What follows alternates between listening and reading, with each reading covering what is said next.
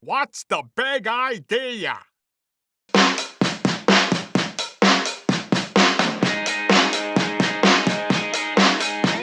Oh, I should pause the music. Oh, yeah. We're back with another episode of Volleyballogy Uncensored.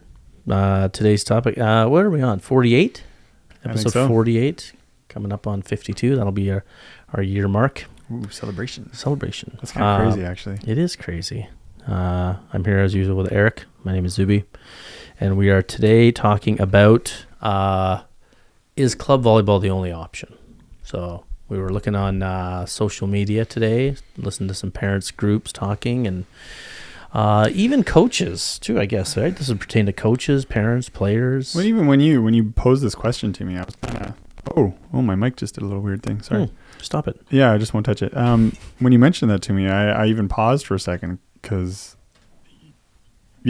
so much of our area is, I guess, dominated by club volleyball in a way, but also at the same time, it's not. Like now, especially being like an adult player post varsity, obviously not playing clubs just for like youth. Like I'm still playing a ton of volleyball. Yep. And having a pretty good time. So it's not the only option. Okay, that's it for this week. That's everybody. It. See you next week. Yeah. No, Eric, just sold to you.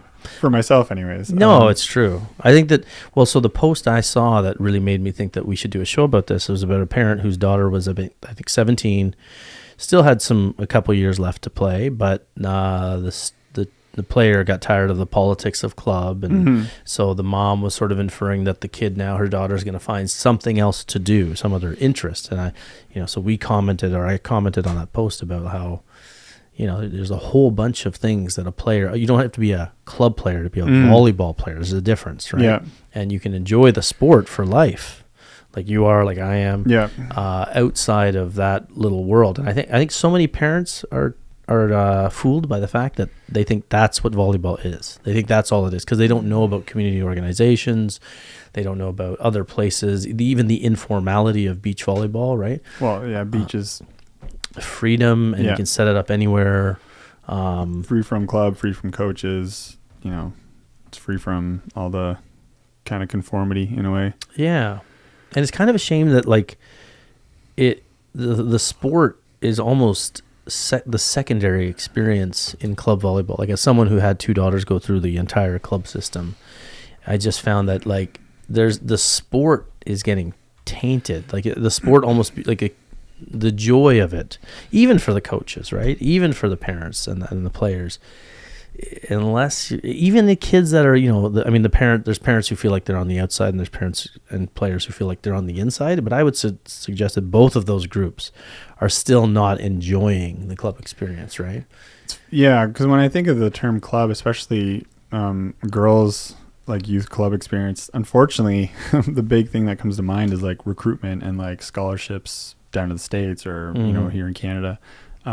And like infighting and like the competitive nature between families and players. It was always unfortunately between players on teams, especially in those last years, 17U, 18U, going into varsity, hearing really unfortunate experiences happen in those last years, right? And then you kind of people talk whatever, you hear like a year later, 2 years later, the individual got recruited to some team. They went for it, went down there, and then they ended up like kind of leaving that school because the experience just wasn't healthy for them. They didn't enjoy it. And yet their parents did all that kind of negative stuff to kind of give their kid the advantage to like get the coach to pay attention to them, to get recruiters to pay attention to them, or to not pay attention to other kids, right? The whole kind of sabotage type stuff. And then they go down there, or whatever school, and don't have a good experience, and then switch schools up. And then what was the purpose of that whole plan you just like enacted, right? And then kind of made yourself look a little bad, right? I mean, it's hard to, I'm not sitting here trying to judge them because of course I think we can understand what they're trying to do. and it's probably partly because we overvalue sports, or like getting the scholarship, or like the kind of the fame associated with that. Like, I went to school at 18 when I shouldn't have, and a lot of the reason was just out of fear of missing out, and because I was offered a scholarship and I didn't want to say no. And there's no way I was going to, right? I was way too difficult of a kid to say no, or sorry, to have my parents to tell me no. That probably would have, ended up me like going crazy or whatever. Mind you, probably, who knows, right? It's in the past. So yeah, and unfortunately, I really saw that a lot, especially on like the female side. It happened on the male side as well. Totally. Yes. Just more so. It's just because it's like, what, a 5-to-1 ratio? Yeah, so many more females playing the game, and even more now. And even more now than when you were playing. Yeah. Even when I was coaching club, and so it's just I just wish that parents and players understood that they can get out of that toxic world if they're finding it toxic, or even adding to it. So one thing like my daughters found was like playing community organizations and playing with other leagues, adult leagues. It was nice because all of their eggs weren't in one basket. So even it made club more tolerable, because this wasn't their whole volleyball experience. So they could go out, get more reps, unfettered by coach, unfettered by teammates, whatever. And just have a different experience, come back the next practice with a nice perspective, clear head, and play looser, by the way. Yeah. Right. Rather than the fear, looking over at coach, looking That's over at your only parents. sport. Yeah. And so, or your only outlet for the sport. Right. Yeah. So I just wish that parents, I hope they understand that if they are struggling through a club with a coaching issue, maybe other parents, if you don't like the vibe of it, because I'm telling you right now, there's something. I mean, part of this whole show was born out of this, and Hugh McCutcheon we had on too. Like, there's something brewing here in the club world that's problematic, that is going to explode into something. I mean, they're putting in more rules about parents' behavior and these cards that refs have now, but there's something here. Are they? Yeah. Oh yeah. There's a I think it's a purple card now that they can give to parents and remove the parent from the facility. Right. I mean, it's required, but it's unfortunate that it's getting to that, right? Because now, I guess as a parent, you even enter the gym with a degree of anxiety, or even if you're the type of parent who's never ever had that type of behavior to warrant yourself being carded or like looked at by other parents. But now, if you're aware that is a card, and that that certain parents do that in that environment, how could you not be kind of anxious? You're just kind of like, because it's always awkward and embarrassing, even if you're not the parent, even if you're watching this happen, see someone else kind of have like a bit of like an outrage or something on the sideline, and then because they're embarrassing their kid, embarrassing themselves, they're kind of making the sport look bad. They just kind of taint the whole thing. The whole thing is that any sporting environment is that we get to see these kids kind of tap into those levels of potential, right? And then be in that moment and compete, and then whether it's win or lose, play at that level.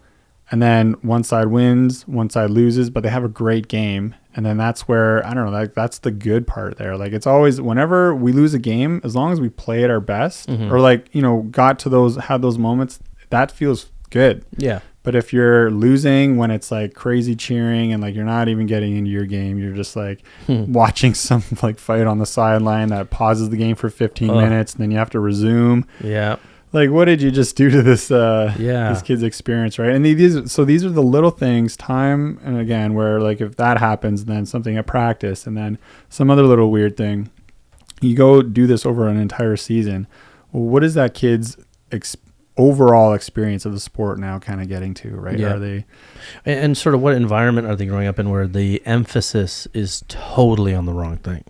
Right, what causes that parent to blow up on the sideline is a total lack of perspective and a lack of understanding of what sport is. And I think that's caused by parents who don't understand.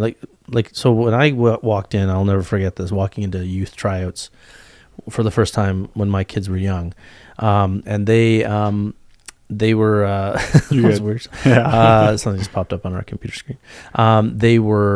I walked in the gym, and I was shocked at how few of the parents I recognized from our area as volleyball players or athletes. And I was like, wow, okay, so a lot of these non-volleyball people are bringing their kids to the sport, probably because of things like concussions in football and concussions in soccer even, and the cost of hockey or whatever other female sports are in the area. So I noticed that there was like non-athlete parents really wanting their kids to be the athletes they weren't, right?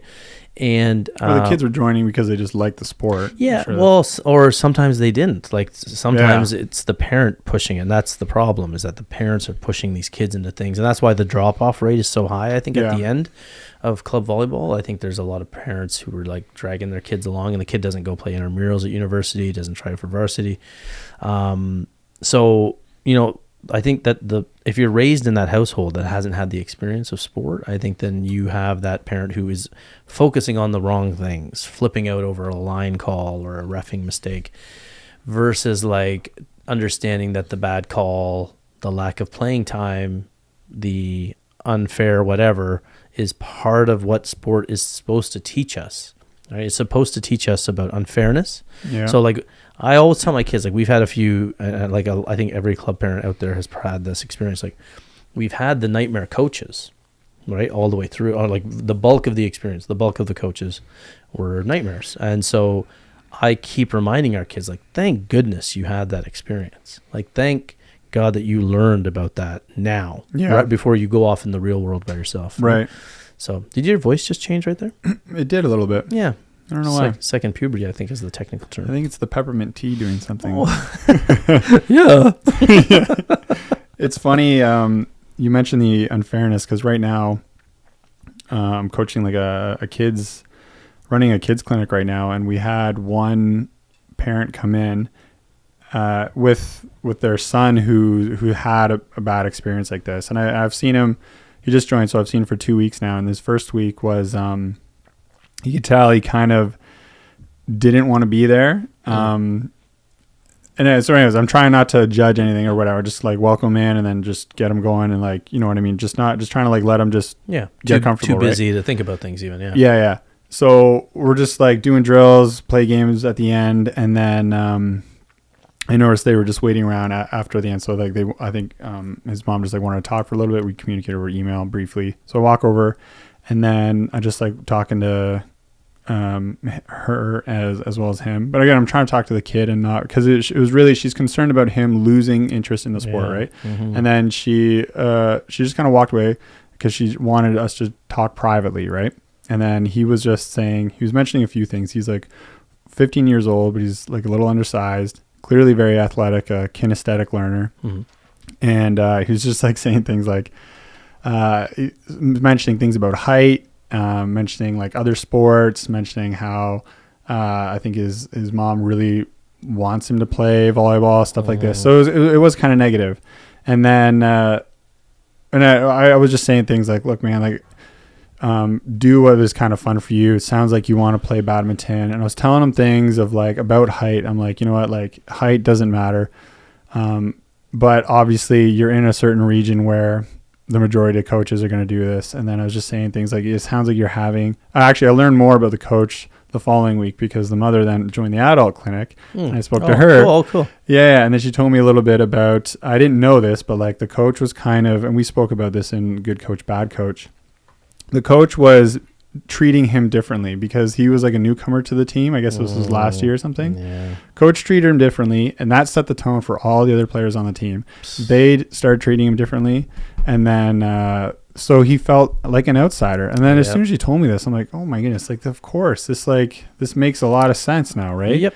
And then immediately I said to her, I'm like, there is a good thing there, that unfairness, right? Yes. And so I don't know, and again, I don't have kids. I'm like, if you're able to like kind of talk with him about that, she's a really nice like reasoning. She seemed well balanced in her interest and trying to nurture. Yeah, it sounds like she knew that he was quitting for the wrong reasons. Yes. Not just she didn't want him to play at all costs. She realized that he liked it, but was getting turned off. And that's what it was. A good point, She was really saying, I know he really does like it, right? Yes.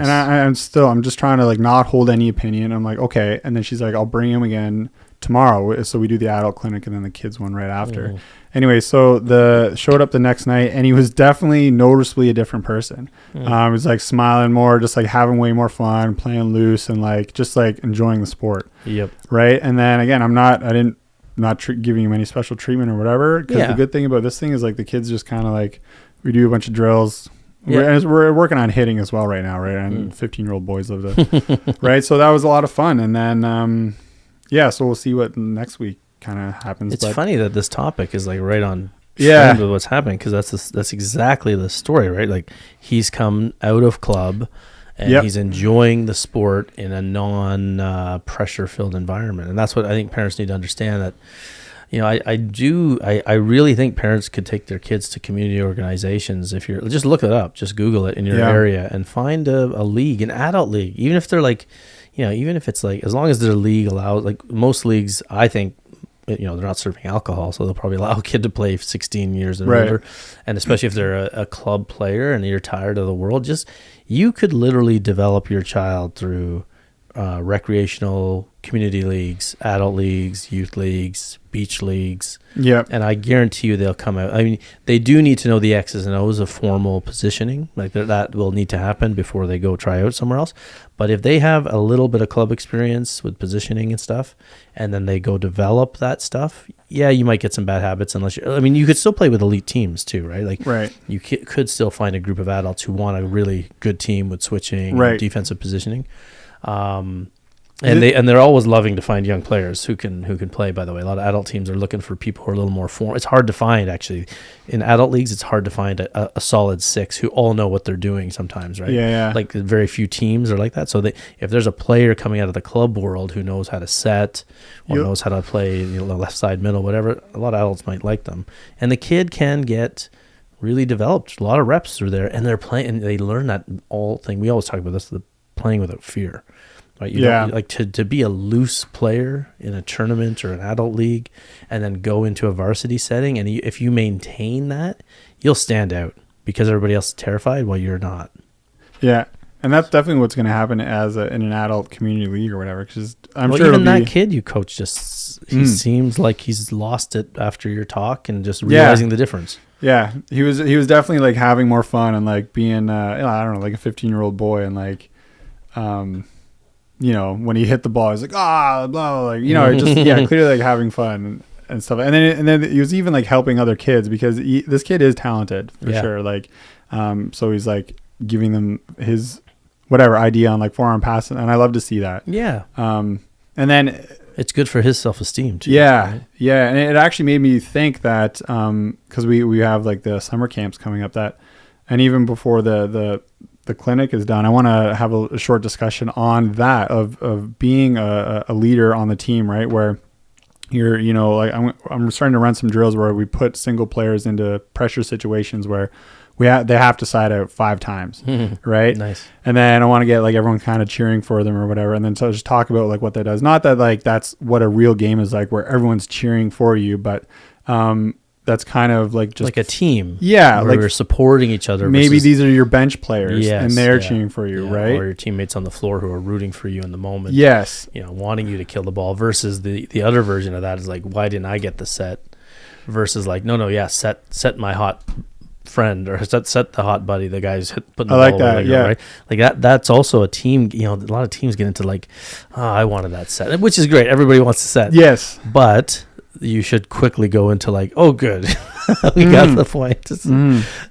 Because there are some teammates, and I don't know if I've ever been like this, but it's definitely. Should we have a real honest moment here where we like, like if one player on your team is getting the ball a little bit more than you think they should, right? Like, and then they get stuffed. Yeah. And I'm trying to think if I've ever had. I don't know if I've had that moment where I like. Because I still don't want to lose the point. It comes down to the type of setter, right? I guess it also depends if the coach is like dictating that your setter set this player, sure. And if that player gets blocked, you're not rooting against the player though. You're rooting against the coach's lack of. You want the coach to be wrong. You know what I mean? And if you think that's genuinely wrong and that you can definitely do it or something else should be done, I guess that can happen as a player. And that's how players lose confidence in their coaches, right? So, right. A little different. You don't want the player to know. I'm trying to think if I ever had that moment where I was like a jealous outside hitter. I remember being angry at setters, which every outside hitter in the history of the world is, or should be, if they don't get every ball.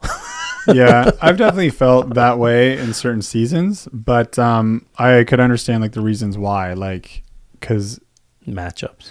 Yeah, or matchups, or like if this individual doesn't get enough sets, they start to fall apart. Type Right. thing, right? Yes. Which is see that's the problem though. Like, Yeah. you don't enable that sort of mentality, right? Yeah. That's a deeper issue. Like, you can't just feed a person the ball so they don't check out, unless it's you got to feed a hitter a ball to get them involved. Yeah. But if they don't get enough sets and they're going to mentally check out, then maybe they need to become a better hitter. Yeah. Work on it. It's like, I don't know, the choices of a setter, like that's why a setter is, it's not just the physical game, but you are literally setters a team psychologist. Setters are quarterbacks. They're point guard, right? Point guard, quarterback, setters. Right. You're the general. You're running the show, but so I think that I don't know how long we need to talk about this really, but or you want to just finish it here? Well, I'm just trying to think. I think the point that we're making is I'm sure we will still ramble on. We always do. It's probably, I say this, we'll have another 4 hours. But no, I think that I just think that parents, so few parents, they mistake club as being the owners of volleyball. And volleyball is a big sport that's been around way before club volleyball, and it'll be around forever on the outside of club volleyball. There are people in the world, what I love too, we know how big high school volleyball can be. Yeah, high school volleyball can be great in a lot of parts, and but even outside that formal world, I think volleyball has this whole other subculture of, I know great players who never played club, never played varsity. Yeah. Right. And you're like, where'd you play? And they're like, nowhere. And I'm like, tons of players. Right. Yep. Even just yesterday, I was talking with a beach player, and my daughter asked me, I played against him. We played indoor tournaments, men's leagues. And she said, where did he play? And I said, actually, he didn't play anywhere, but he's just really good. Played against him for years, and he just didn't go. He went to a university where they had the whole team booked when I played for my university, but his university didn't have the tryout option. And so he didn't really go. I think he said to me, actually, it came up yesterday. He said, yeah, there's no way I was walking on and making, York's squad university team, right? And I was like, yeah, I don't know. Should have tried. Yeah. Because I know a guy who did. I know a guy who did my age. I know the guy I told you about who, the Madawaska guy who went, he was the guy our coach benched the whole tournament. Yes. And then he went to a volleyball camp, came back to be our best player. Benched the whole season. Yeah, and even in a tournament where we didn't lose a set. Left. We didn't lose a set our whole gold medal season. And he didn't even get put in the blowouts. And we were feeling awful for him. He goes to a summer camp, comes back. He's our best player. He's a lefty.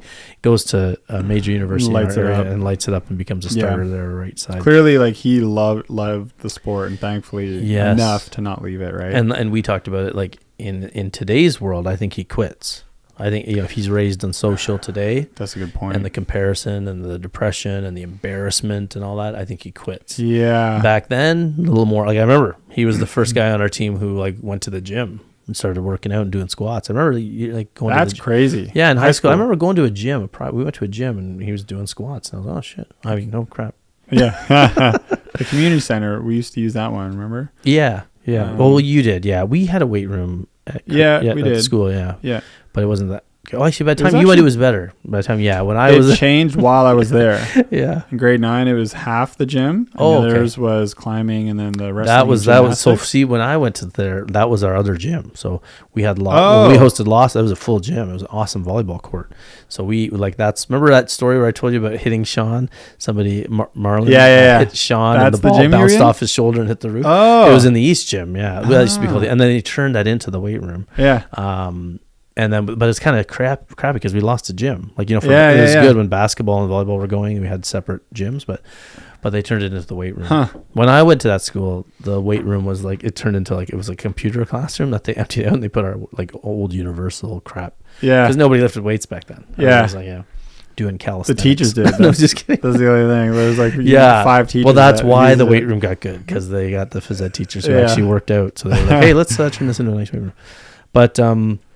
But no, so that idea that, great players that we know didn't play anywhere. There's a bunch of them. I got a buddy who meeting them in adult leagues at age, he was probably 25 and I was 32 or something. Yeah, he played lacrosse down in the States and was a lacrosse looking dude. He's a bit stockier, but gets into the sport and he just figures it out within 6 months. And he's like, and he has incredible endurance. So like rallies are absolutely no issue for him. That's funny, how that works. Yeah. And then his vertical's coming along because it's just different muscle groups and stuff. But he like loves the sport, loves it so much. Now he like plays it way more than lacrosse because lacrosse, I mean, that's a sport where if there's a lot of people who do lacrosse to volleyball. Is there? Yeah, I know a few. Well, think a bunch about of how girls, difficult of a sport that is to sustain, especially the male side. Like the female side is brutal as well. Like, well, Kate was a rugby player.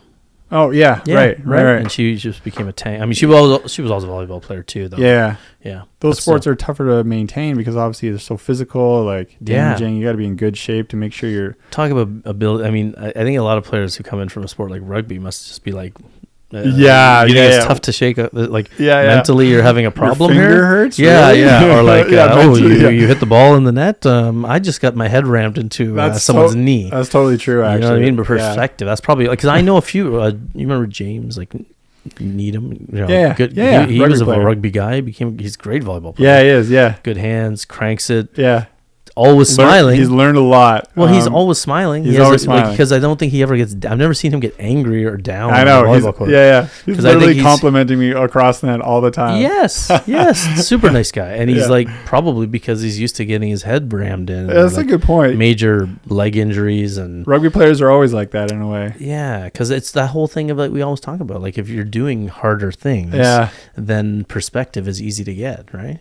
That's true. So like. That's funny. Yeah. Hard sports where it's physical. Like you think boxers generally when they get older, like Mike Tyson, right? Yeah. Mike Tyson got his face punched in a lot of years, even despite the success. But his perspective on life is very wise and nothing. He doesn't get phased too much other than that guy who beat up on the plane. Oh yeah. That was like last year. Yeah. But the guy was a jerk. I mean, whatever. Yeah. But anyway, so the idea is that I think people who do those hard things, and this is sort of where it comes back to parents too, like we talked about, the parents doing it for the wrong reasons. If they were in the sport themselves or in some sport, they tend to be better at having perspective at their kids' sport. And the higher they went, the better their perspective. Yeah. Right? Like if you were a high school superstar 40 years ago, you might not be great at, with perspective on your kid's success. But if you went to varsity, maybe played a little bit overseas, maybe played some pro, played high level, even men's leagues outside, past post-secondary when guys are getting strong, or women's leagues where Scarborough men's was nasty for a long time. Totally, because you're stronger as an adult, right? Like as a female done school, as a male done school, you're stronger. So if you keep playing the sport, you get better. We always talk about on the show 28 is roughly the volleyball peak, 26 to 28 for volleyball players. I think it's a little later for men than women, like we talked about too. But that idea is that perspective, or that you gain that perspective as a higher level player, and I think that'll show in how you parent your kid, and you have the memory of sucking, the memory and the idea of looking back on those things that you thought were the end of the world, like playing time issues, but then you realize no, but that made me a better athlete. Like my teammate who went in the gym and did I was doing heavy squats before the end of high school, and I was like, wow, that guy's taking that crappiness and using it to fuel him. You only gain that through perspective. So that's the big conversation that hopefully you should be having, is unfairness, right? Yeah, politics. Maybe that's what this episode's really about. Because so having that perspective as a player. So imagine if that player that you just described, like, they play pro somewhere for a year, for 5 years, or they don't go play pro. They just whatever. Just imagine, you're the parent, and then you're trying to see the future of your kid in the sport of volleyball. Like what is it? What is every parent thinking? Like, oh, my kid's in volleyball, they're going to be pro, or they're going to go play D1 and they're going to be loved by so many people. Like I'm just wondering what it is. 'Cause you have your volleyball story. I have my volleyball story. They're weird. They're so different. Yeah. Right. We know so many volleyball stories, and I'm luckily still playing the sport more than just as much as I played it in varsity. Yeah. Right. Not as much as the regard for formality, and body recovery, but that's being forced on me now because of injuries, and there's a benefit there. We were just saying, like, everyone is injured in a way, and you and I get excited over our injuries, right? And so, I think, like, you and I agree on a lot of things, obviously, and one of them is like to just be active your entire life. Yep. Right. So, and in that point, you know, as a parent, we're not here trying to say, don't aim for the stars. It's not like, don't try to be the best volleyball player and see how far you can go. That is what we want to happen. We're just talking about, I think, the pitfalls that can happen along the way that no one really talks about. The kind of the easy traps that you can succumb to by taking the easier path, right? Because the whole excellence in something happens by, by the harder choices, right? Doing all these like little things, and part of it is like enjoying life. If you're going through life, or maybe that's too much. I think that what you're getting at here is the idea that it's nice to have a goal. It's nice to have a dream. And I always tell people, put that dream in your back pocket. Talk about it very briefly. Don't post it on social. Yeah. Don't put it out there. But what you really should be fantasizing about isn't the end goal. It's more so the everyday. You should be fantasizing about tomorrow. Yeah. So what you should be doing is like, if you're not sitting there thinking about tomorrow's workout or today's workout and today's sleeping habit, the little passing practice that I'm going to do, the serving practice. It's got to be the day-to-day. It's the nitty-gritty. If you don't fantasize, and this is a good litmus test for parents and players, if that stuff doesn't get you excited, then like you said about us getting excited about injuries at our ages, right? Like if that doesn't get you excited, then you're probably not going to get the big end thing in your back pocket, that big dream. Yeah. Right. Because that's what it takes. So like people fantasize about the end goal all the time. You think about it, but then what have you done that day? It's like what the same, like it's it's the same in business. Like people who wish they were the next whatever company. You're building that dream based on the outside perspective, the finish line. Yeah. But you have to think about the process in there and what it really, really takes. And let's be honest, nobody really knows what that process is until they get in it. Yeah. So until you start that, you know, like there's a lot of people that talk about, I want my kid to be D1, I want my kid to go here, but you know, the kid hasn't put in the work. Well, and we've seen some big names recently retract what they've said like 10 years ago of follow this easy preset path to excellence, or like do these shortcuts and they will get you this and this. I'm talking about Tim Ferriss. Yeah. And Tim Ferriss is like a guy in the States, podcaster and writer, author. He wrote the most famous book that he even regrets the title, called The 4-Hour Work Week, which you know, he accidentally portrayed an idea that it's not hard work, and he doesn't. That's the one thing he doesn't like about it. I think he admitted like there was just a great marketing title of it, which got his name out there. Yeah, but he says it's sales. Been cursing him ever since. Yeah. But he is a life hacker. Like his whole, you know, reason for living was to tell people the fastest way to do things. Yeah. And I'll let you finish that thought about just so people know who he is. Well, right. We were paying a lot of attention to him. That's got to be like 6 or 8 years ago now, right? Like yeah. And his big thing was basically learn to do this in the shortest amount of time, or here's these like kind of shortcuts to get to a level of competence in this language, or like learn to do this, right? So it always felt strange, mind you. I think it worked for some people. On his podcast, he had success stories of certain people starting up businesses and like really thanking him for it or whatever. But nowadays we're seeing him kind of talk about wishing how he got more back into the unknown and like stumbled through things slowly and like interacted with the world a bit more instead of and he talks about a lot of his self-deprecation or like self-loathing in a way. Yeah. Because I think if you want to look up his story of depression and anxiety, and I mean he was like a Division I wrestler and stuff like that, wasn't he? And I think he went to Stanford and stuff, and then he got like I think he was a bit of like spoiled. He's a black belt, and he's a martial artist. I forget his whole story, but I think it sounded like kind of spoiled life, and then kind of like led to like depression and anxiety, and then he became like a perfectionist, and then wanted that I think respect or like celebrityism. That's kind of what got him into the books, and then becoming a perfectionist and all this stuff. Anyways, he learned to like. One thing he learned, he started a couple businesses, and he learned quickly the idea of like scaling properly, like how you can scale a business that makes your life a nightmare, or you can outsource things to make them really efficient and working. So that's why the 4-hour work week was born, because he was able to outsource everything. So that way his 4-hour work week was the idea that I only spend about 4 or 5 hours. I mean, he, downgraded the number that he was really doing, but maybe it felt like 4 hours of work is what he was getting at. Which is brilliant. It is brilliant. 'Cause it's just outsourcing as much as possible, because he noticed that he was like riding to the mailbox with like on his motorcycle and with all these packages to deliver, and like crashed and everything. He's like, why? This can't get bigger. If this gets any bigger, I can't do it. Right. So then he learned the valuable art of that.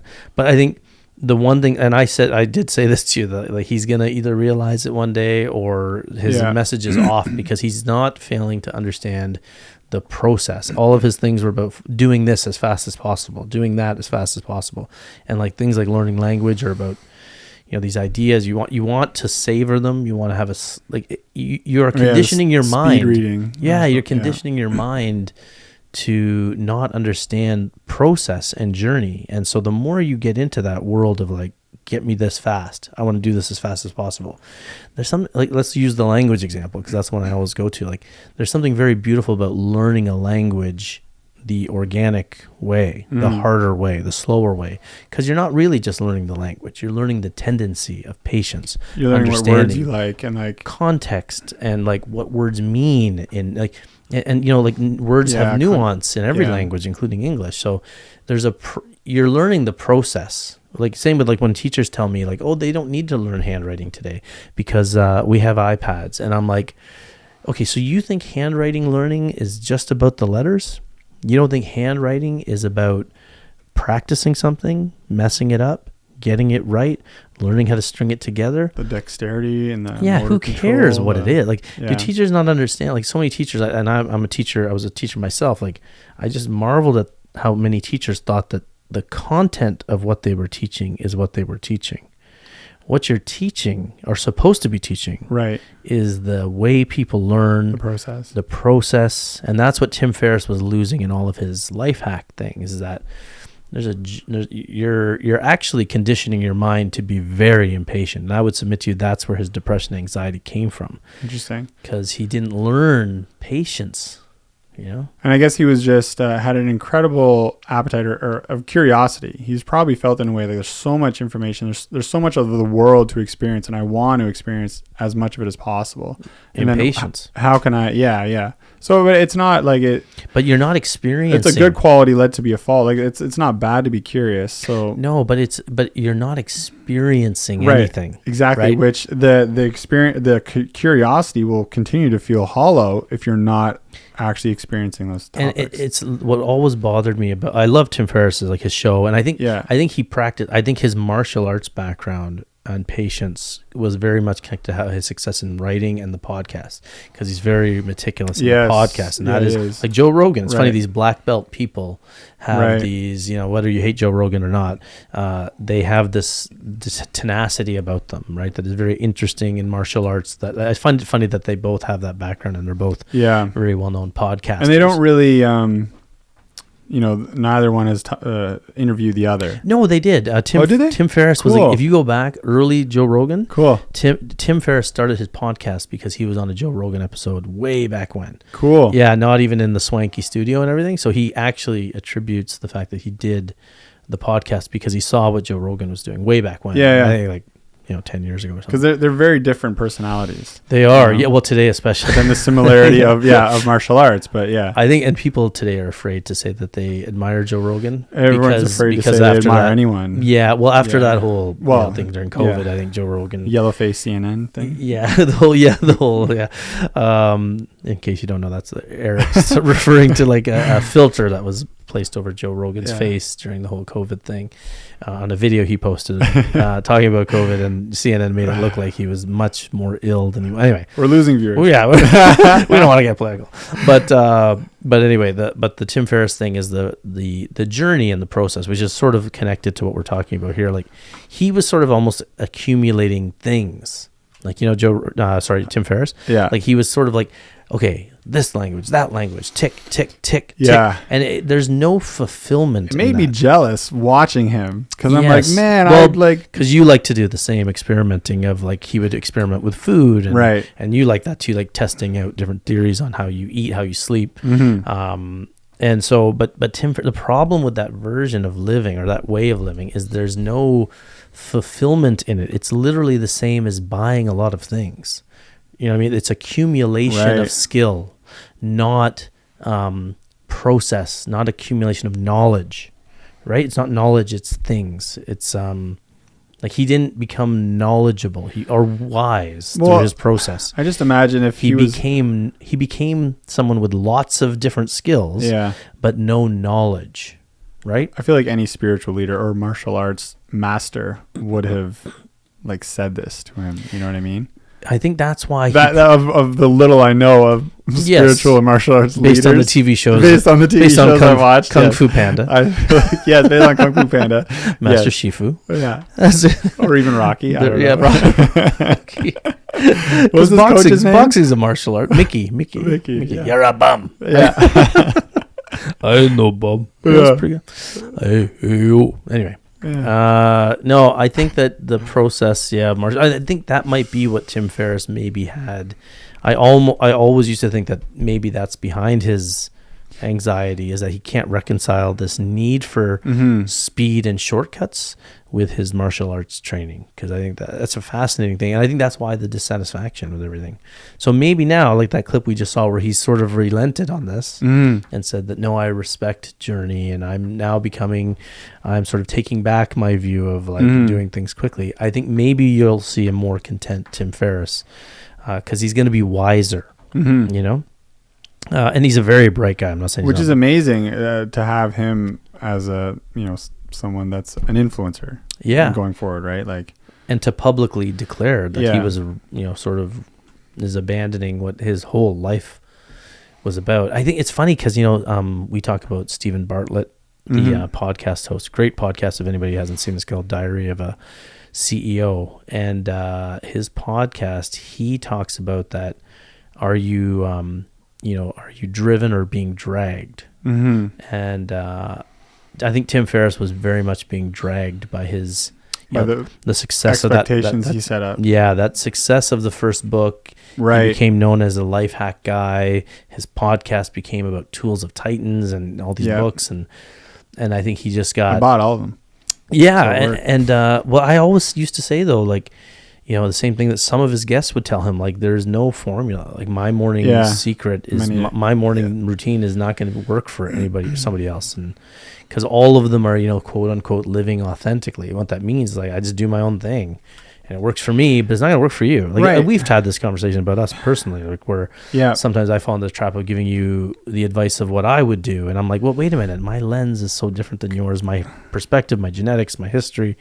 How on earth can I tell you what you should do? Because I'm coming at it through my lens. I'm starting to see this now, because when you learn it sticks in your mind or spirit in a totally unique way. And you and I might look at the same thing, and just totally see it differently, based on who we are. And we will. This is why Facebook and people are going crazy. This is why parents go crazy in sports. They're all just looking at the same thing so differently through their own lens. We're all trapped in our own story, right? So don't you don't have to play club. I love it. All of that. Just keep saying that line. It makes it better. But no, that's the reason why we do this show, because it just gets we talk a lot, but it goes neat places. And then it comes back. It is connected, because the Tim Ferriss thing about sort of being off in understanding process is kind of connected with the parent or the kid or the coach who's making club life miserable because they're not understanding what they're really supposed to be extracting from this. They think it's the volleyball D1 destination. They think it's the pro destination. They think it's getting great at volleyball. No, it's the process of the whole thing. The ups, the downs, the crap, the good, the bad. I only came back to volleyball because I was in a rough place in my life, and I worked part-time for you, and that's what I needed. I need something keep you in the game. It kept you in the game. Yeah, well, and it kept me giving me money, so I was able to like pay rent and stuff like that, and like pay for your drugs. Sorry, I might have been don't at that time. don't do drugs, kids. But I don't know if volleyball was gonna I don't know if I was that enthusiastic about it, but just because I stayed around it, Yeah. and then I ended up going back and playing it and enjoying it, and I still do right now. But the funny thing is, this winter I actually want to get back into hockey, because it's funny that Interesting. whenever I dream about a sport, it's always hockey and it's always skating, and I think I really just love skating. Yeah. Because when I started skating when I was 3 years old, and if we're talking about process and how it emotionally connects with you, Right. I'm talking about my formative childhood. I loved skating so much, and then I got into hockey, and that's why I played it for so long. And then it got to the point where once contact and well, you had the same experience in competition hockey kicked that we're in. talking about here, right? Yeah. It got crazy. Club or rep hockey got crazy. exactly. And then so you know what, if I left it was like 2 bad seasons, and then I got out because I had so many other outlets. I had competitive snowboarding, and then I had volleyball, and I wasn't worried about it. And then the decision was easy. So if it just took me 2 seasons isn't a long time, and then I left it easily. Yeah. I'm sure other kids But you were getting it was bullying and crappy coaches. Yeah. It's funny. It's the same story. Yep. Yeah. Yeah. It's every sport. I mean, we could be talking about baseball here. We could be talking about football. I had really good coaches in volleyball at that time too, so it was Yeah. a no-brainer. That's true. Yeah. But now That's when I coached you and you don't remember. Yeah, exactly. And then It's so funny that you don't remember. but now I'm the I'm most influential person in your life. And Okay, shut up. But, I'm not here for me. I'm here for you. 36 years old, and I'm getting back into hockey, and I'm kind of excited about it. Good. Yeah. Yeah. Tap into that childhood thing, and you'll see how rusty you are. Yeah, it's going to be hilarious. I did the same with soccer. My puck handling is going to be awful, but skating, I hope will be I went better. back into soccer not late in life, but I mean, I remember in high school, I made the choice of volleyball over soccer partly because I don't know if anybody heard on the story. You look like a soccer player. I know. Well, so that's the thing. Because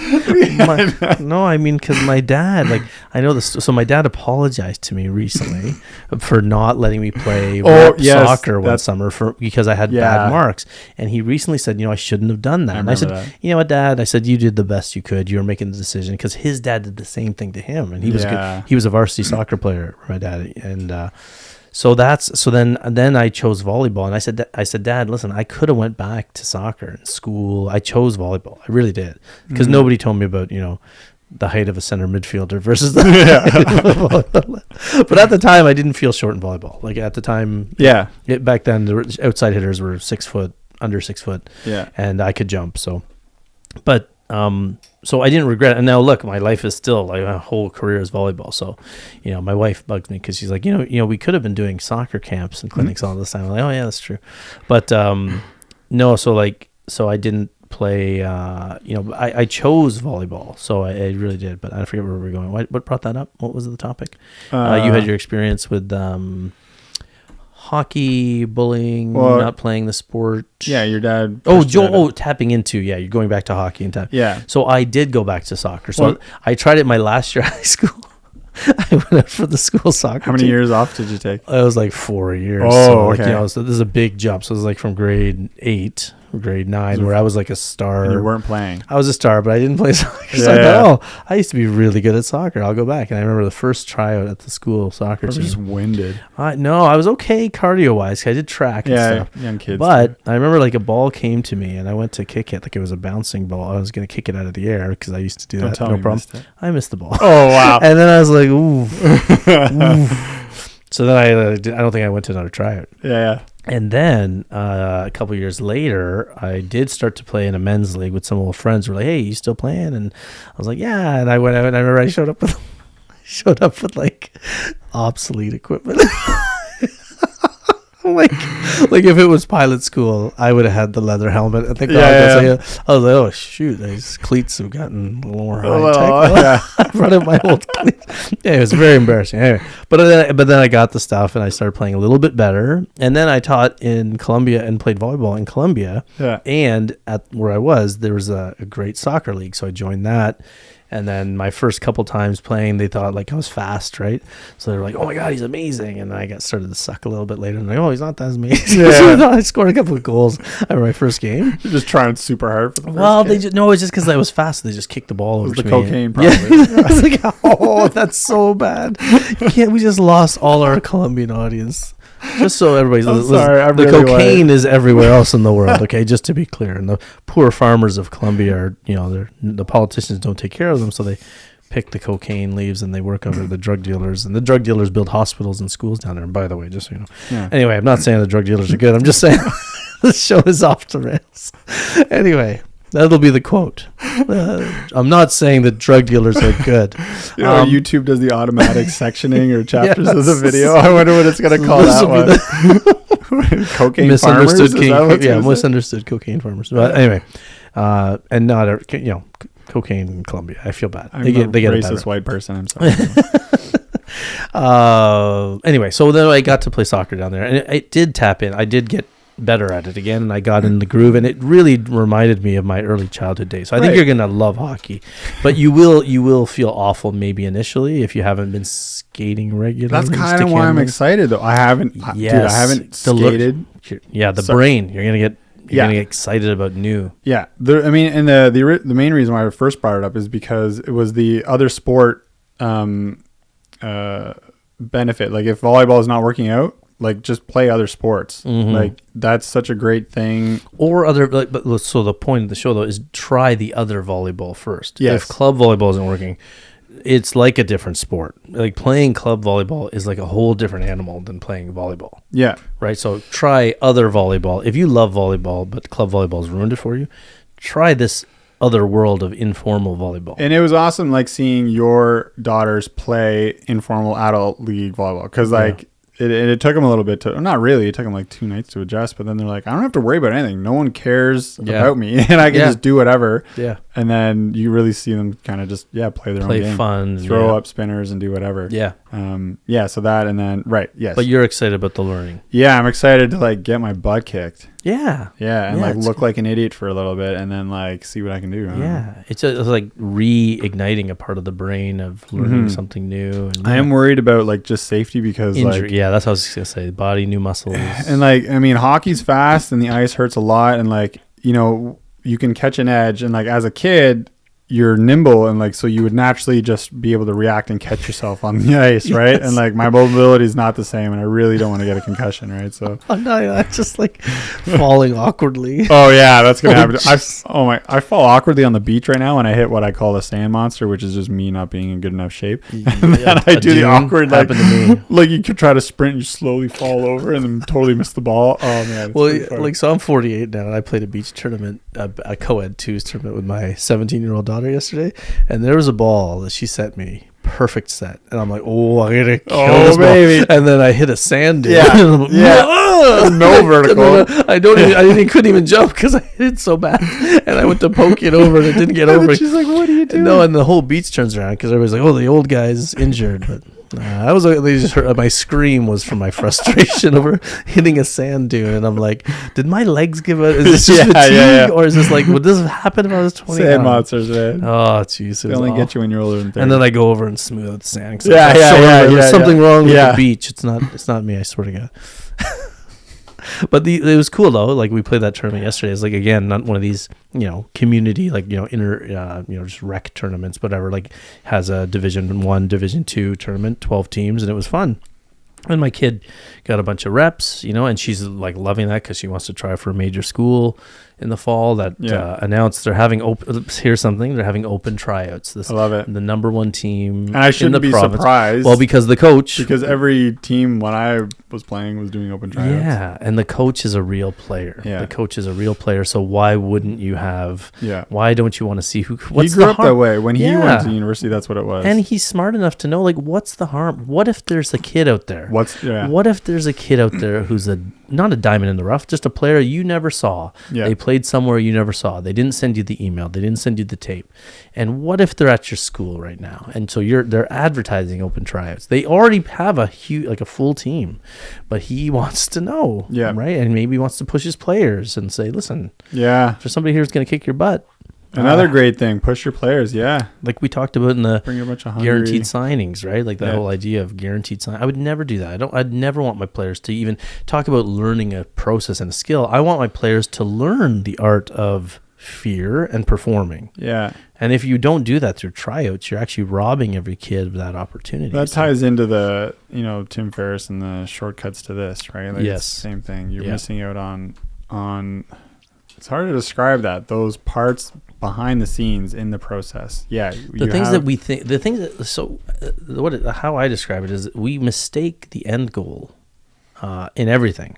Yeah. And we miss, we focus on that, but really what it is it's everything to get there. That's what's so tricky about the way we live our lives today is everybody's seeing the end goal of someone's success, like online or on TV. Like, let's suppose you see a great actor. You're like, I want to be the next great actor, right? So you study this actor or that actor without understanding that you're wanting the end, you're wanting the finish line when you have no idea where the starting line was and you have no idea what the middle of the race was because you didn't see it. You didn't see it. Yeah. You didn't hear of that person until there. So you think they're an overnight success or whatever, but that's just because you have a misguided understanding of what was happening. This reminds me of I've studied Buddhism a little bit or try to learn meditation. And then they talk about your meditation isn't just when you're sitting down and focusing on it. It goes into your entire day. Yes. When you're cooking dinner or brushing your teeth or whatever, you can carry that state of mind or the best way would be to describe it of presence, being in that moment. And if this is something you do want to try, it's I think one book I read, it's you can go to all the workshops on spirituality and meditation and blah, blah. You can do that for a year. But try focusing on your breath for a year and you will gain more insight to whatever this spiritual, I don't know how to describe it. Do that for a year and you will be much more enlightened than taking any courses or whatever, obviously, right? Because think of how difficult that would be, but also just the attempt of that challenge, you're going to be because the breath is just a great way to bring you into your own, not only your own body, but into the moment that you're in. Mm-hmm. So, and I can actually see the legitimacy of that, right? And so 100%. Yeah. Were you meditating while we were doing this or? While you were talking. Oh, nice. So you're listening. Just while I was talking. So you're not listening. Yeah. Meditating, sleeping. No, I'm just kidding. I think that this, all these topics are touching on the same sort of root idea that, if I think club is a place that honestly, as a parent who went through it as a former player, it's just not hitting it. It's just, and I think every parent listens. This is why our Facebook page got so many likes right away when we talked about it. And this is why the people are sort of the episodes are resonating with people, I think, because it's just not hitting it for people. And I'm not saying to abandon club. Because you get that unfairness lesson, right? Yeah, you get the unfairness lesson, but it's also it's so deeply ingrained, the wrong, there is the lesson. It's fine. But we had the lesson every year. There's a point at which is this serving you? You get the lesson and you tell your kids about the lesson. And then you're like, okay, we're going to have another lesson this year. Same one. Yeah, right. Just different packaging. And so I think that the idea is that giving my kids what I did and we were lucky that I had an organization where I could have my kids go play. But other people have those organizations in their towns too, right? They exist everywhere. Yeah. So what I would do if I were a parent struggling with club or I had a kid that didn't like club, first thing I would do is I would have them go join a community organization and play for free. Play without fear. Yeah. And have that fun. And then that can give you a better perspective to bring back to your club team. So you don't have to quit club. It'll probably help you perform better in club, playing against adults, playing with no consequences. You come back, your confidence is a little higher now because you have just like a person who only has one friend and that friend lets them down. Then you have nobody else to go to. At least if you had other friends, then you in other settings, it gives you a buffer or protection, right? So same thing. So I would do that is supplement your volleyball world, your child's volleyball world with exterior stuff outside of club. And it exists. I think that's the big revelation for This parents. makes a lot of sense. Yeah. Right. And then if the club experience gets too toxic, too political, and I think there's a ton of parents and coaches and players who know what I'm talking about, then you can make the full leap into like, let's add a couple more nights of this somewhere. Let's add more programming. Let me rent a gym with a bunch of my kids' friends. They can get that if you want to, just for their enjoyment of the sport. And then, you add in beach, you add in these other opportunities, other forms of the game. Find another coach maybe, or if you can. I mean, the idea that but then you're just shifting the priority though. Yeah. You're giving more emphasis to the free play. Yes. And then still seeing how much, because you want to keep learning, but. And I think we're the world's seen enough of parents starting their own club and their own organization. I think that, if the focus is on the process, loving the sport, it has to start there. And if your kid wants to quit the sport because of club, then that means they've lost the essence of the sport, because the sport is undeniably fun. I think the sport is fun. Put a net up at a beach and go play with friends if you don't believe me. Like, it's fun. The problem is when these external parents, players, or coaches, when they bring those external wrong, goals to the party, and then every point, every error, every benching, every loss becomes an obstacle, and it frustrates me. I can't get to my whatever. When really that's what you should be enjoying, and that's the beauty of outside of club. I think you don't run into those people that are going to make you worry about that stuff. Well, when you mentioned like the adult leagues and then the ability to play free, that really, we need to put more emphasis on that, because and I think you're right. Nowadays, that is so diminished. Hence these issues we're getting into, because you and I are more likely we're able to like experience that. I remember like high school was always just a ton of fun. We didn't take it too seriously, and we still did like decently well. Club was a little more serious, where both practice environments were always about improvement and like pushing and stuff. And that was you had good coaches. Yeah. You had people who were volleyball. And the scrims were a lot of fun. It was free, but it was also, it had that edge of getting better. But that's kind of where you find that freedom. Like, isn't it interesting too, though? Like, if we go back to that point where you said, remember when you were going back to school? I remember the conversation we had where you were wondering, you asked me if you thought that if you were good enough to make a varsity team. You're talking to me about this, and we had been playing, informal adult leagues for a couple years. That's helped you stay sharp. And I said to you, you're going to dominate college. Like, that's funny. Because you didn't know that you were like 26 probably when we had this conversation, maybe 27.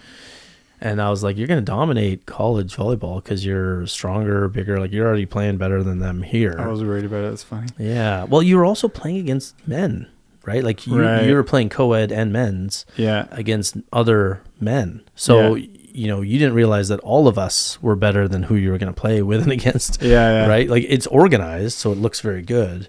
But you take those guys and put them into, a setting against the top 6 guys back then in our top tier, and it wouldn't have been close. That's true. So you were already getting that external pressure free. And then when you did go back, that experience, not to take credit for it because it could have been anywhere. Yeah. But that really helped you go into school and be probably more free than you would have if you stayed in a formal setting. Yeah. Because, like a lot of the young players, if you stay in your head, that's hard to get out from. Like, so if you stayed in organized volleyball, let's say, all the way through, it probably would have made you less able to perform in pressure and less able to play loose.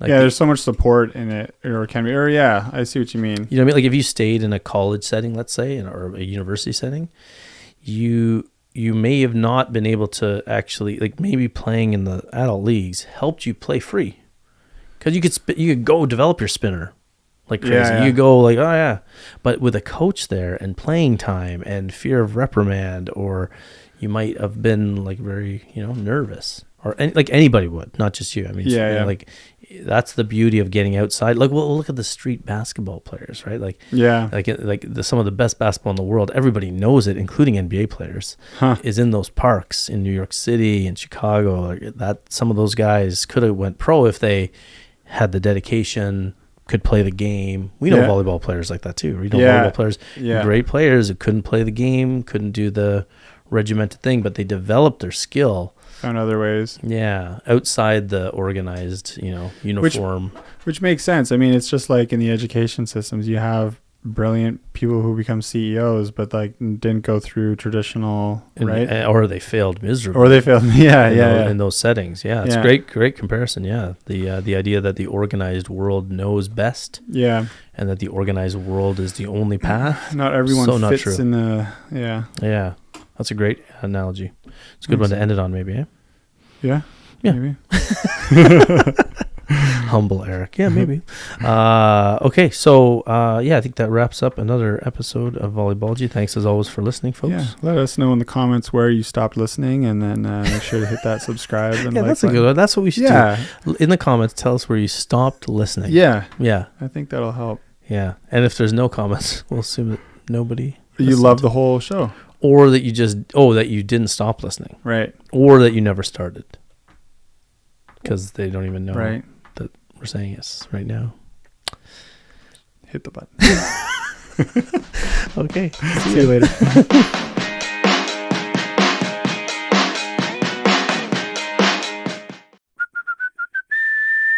What's the big idea?